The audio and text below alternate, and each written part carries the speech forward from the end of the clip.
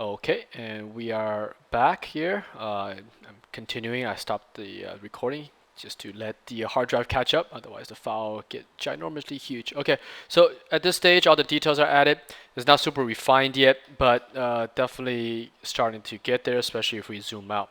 The image is starting to look quite interesting around here. It's this guy's about to eat these guys up. Got the hand. There's some debris here to give it movement, so this painting looks more alive. But we could punch it up more, so that's what I started added here. Let me actually turn all these off so you can see. What I did here is I took the same image here.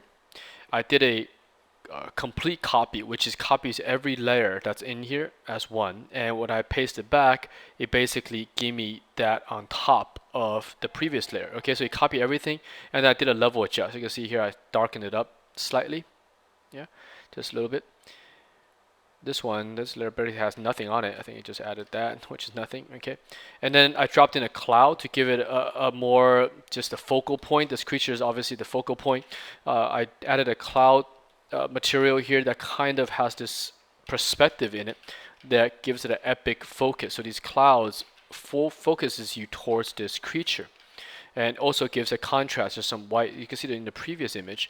There's a lot of white right here that takes it away from here because it's so white. Because most likely this photograph's been manipulated a bit, sorry, by the student. So you got a little bit of white out here. It's too blown out. So what I did is I kind of got rid of that. Too much white on this image is not good. It's too strong in my opinion.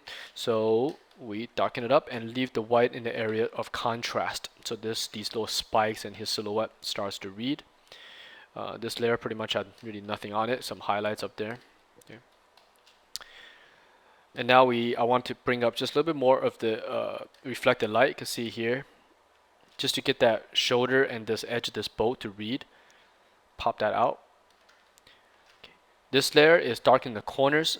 I generally like to keep my corners darker in my painting, so that way when the viewer's eyes go to any of these corners, there's nothing to take them away from the painting. That the main focus point stay here. You can see before it's quite bright in these areas, right? And you have the potential to lose the viewer's eye when it's that bright. So you can see here on and off what that does.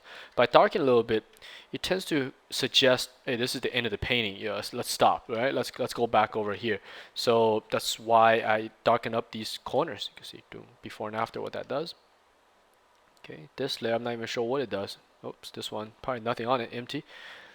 Okay, this one are some strong highlights to get really that nice core in there, or the highlights from the light above. So if this is a cylinder, remember the outline of this creature, or the form, not the outline. The form reads something like this, right? It's got this little edge that kind of go below.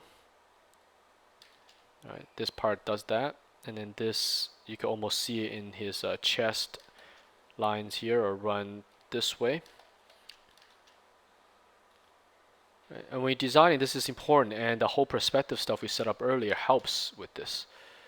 Helps you understand the form.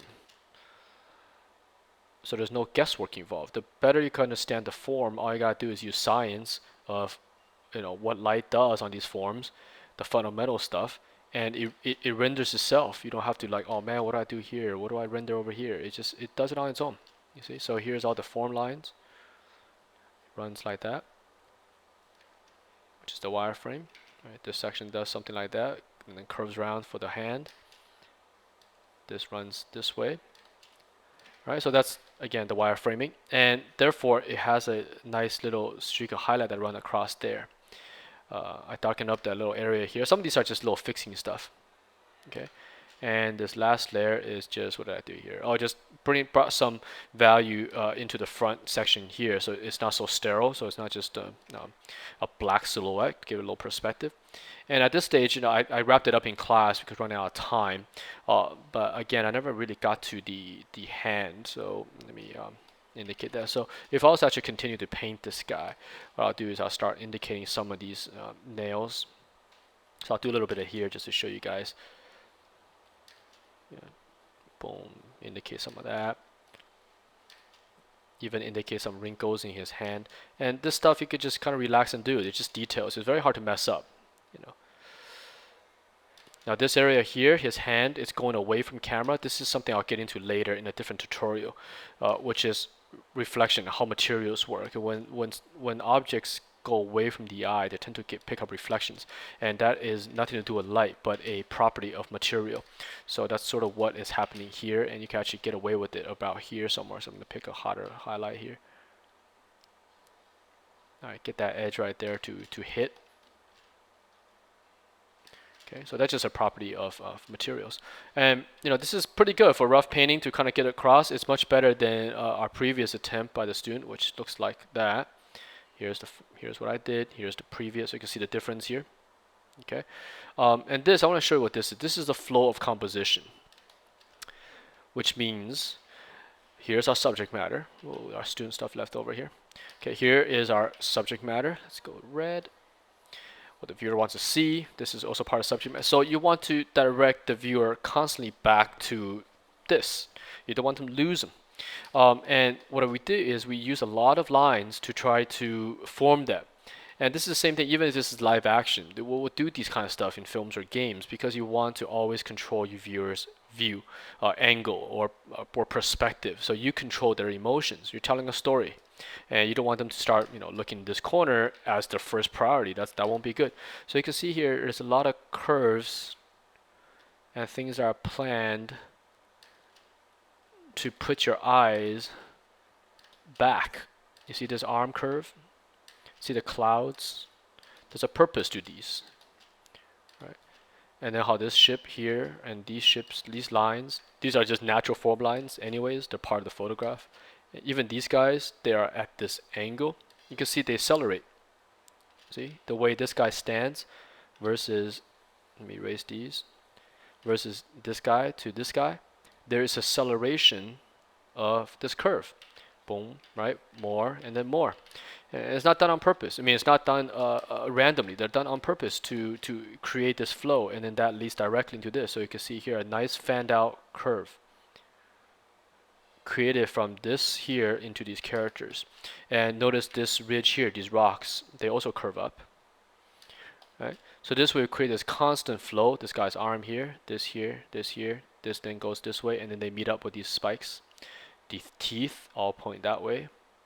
And all that does is it leads the eye. See this hand? It also creates this fan. See that? Creates that, this, that. It's a fan to ultimately connect to this curve.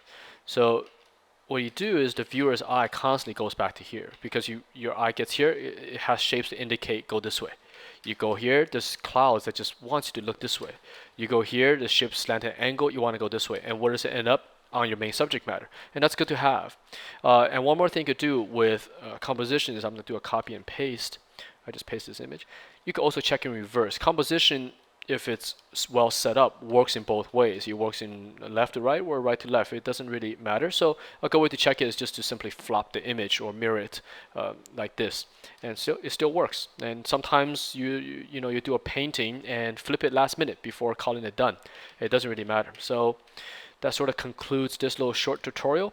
For the next one, I think I'm going to move into color and do something with how to set up a kind of monochromatic color. So essentially it's black and white, but we put a little bit of tint. So yeah, so cool, and hope you enjoyed this tutorial. Again, I'm asking you guys to submit stuff to us, email us some images or paintings you're working on, and if they have a cool potential, I'll try my best to get to them and make just a ton of these tutorials for you guys. I think it's fun for me. It forces me to learn, and also I think I really want to help the community out there, especially for those who cannot reach this type of education. It's very hard to come by. It's hard to get them on the internet. Not too many resources out there for this. So yeah, any question you guys have or tutorial, the best is send us something so I can have something to work off of. Okay, so all right, I'll see you guys in the next tutorial. Bye bye.